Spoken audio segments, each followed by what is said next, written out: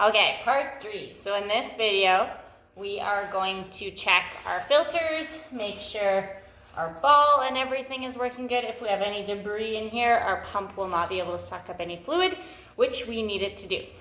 So you'll need a couple crescent wrenches. A large pipe wrench is really good to have. This pump is not so bad. You hit it with a hammer, which seems a little bit archaic to me, but that's okay. Yeah, hammer, crescent wrenches, and a large pipe wrench is all you will need to check your filters. Our first filter we are going to check is our gun. So there is a filter in the gun. As you can see, I've started taking it off.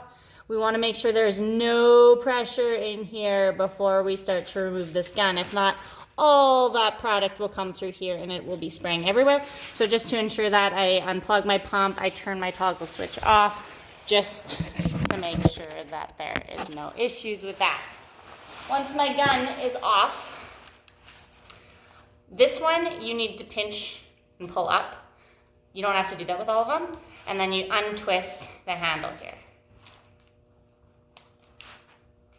I'm untwisting my handle. Some water, hopefully clean water should be coming out of it. If the water coming out of it is a little bit milky, it's usually just coming out from the different orifices in the gun. That doesn't necessarily mean your gun isn't clean, but you can still rinse your gun out after with some clean water. So this is my filter in the gun. So as you can see, there is still some paint product on there, so I'm just gonna rinse this. I like to take apart my gun every time I'm done spraying, because you never know what could come up in there, and if that hardens and solidifies, you're screwed and you need a new gun. Rinse this in some water here. Pull my trigger a little bit just to get some through.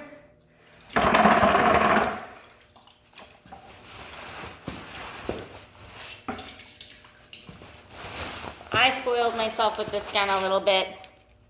Usually the guns, you have to take apart the whole upper piece in order to get into the needle area. You won't really need to take this apart for anything, but it's good to know how, just to get in there and make sure everything's working accordingly and clean. So I will put some throat seal or TSL on here just to lubricate it, just so my gun works nice. You can check in here again, see if there's any remaining paint products. Rinse it out while the needle's out.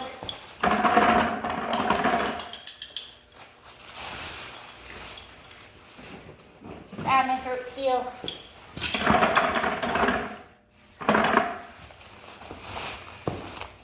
And before I put my needle back in my gun, I'm going to put a little bit of lubrication on it, just to make sure it continues to work good.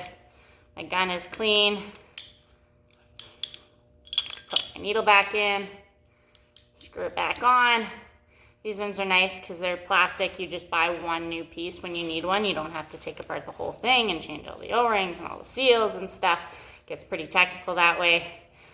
The ones that you rent from Home Depot, they just want you to check the filters once you're done with it. That's all they care about, and that the gun looks somewhat clean.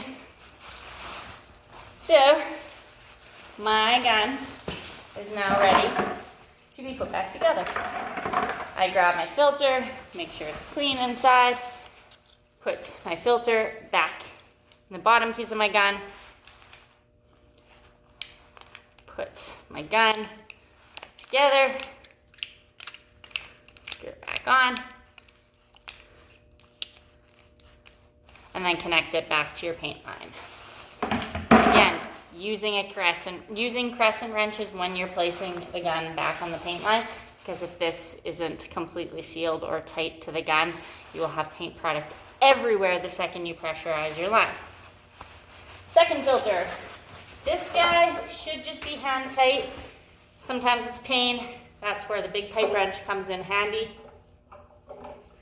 This is filter number 2. This one usually doesn't get that dirty for me. I try to keep the products that I put through my paint well strained, or put through my pump well strained. Doesn't always occur that way. So this is filter number 2. Just check that, no lubrication, nothing. Make sure there's no debris inside its holster. And then we'll close it back up. This one, again, like I said, just hand tight. My hands are a little wet, so I need a rag.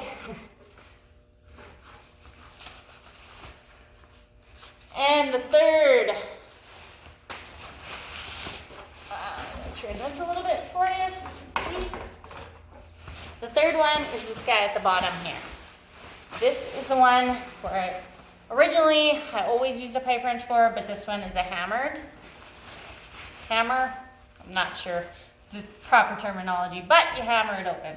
So I'm going to open it up, loosen it up a bit.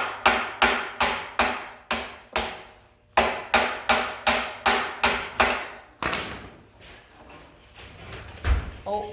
Looks good. Wow.